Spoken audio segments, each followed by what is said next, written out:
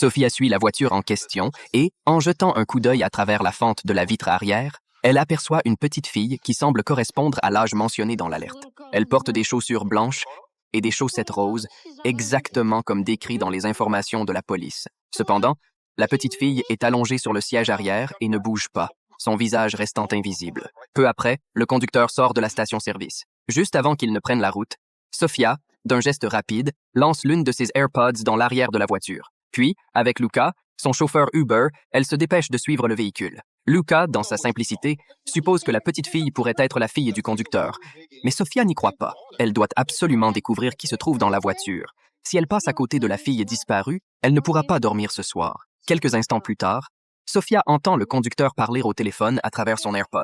Pour maintenir la connexion, elle demande à Luca de se rapprocher de la voiture. Il manque de peu une collision avec un autre véhicule. À ce moment, Sophia entend une conversation dans laquelle le conducteur parle de ce qui semble être un numéro de sécurité sociale. Puis, elle comprend qu'il est en train de téléphoner à une pharmacie. Cela lui permet de noter le nom et le numéro de téléphone du conducteur. Mais même avec ces informations, elle ne peut pas encore affirmer qu'il est le suspect. Il leur faut continuer à suivre la voiture. Cependant, un nouveau problème surgit. La voiture noire s'arrête brusquement dans un espace désert. Pour éviter d'attirer l'attention, Sophia et Lucas font semblant que leur voiture a une panne. Ils descendent de leur véhicule et commencent à vérifier comme s'ils cherchaient une fuite. Mais leur piètre jeu d'acteur est vite repéré par le conducteur.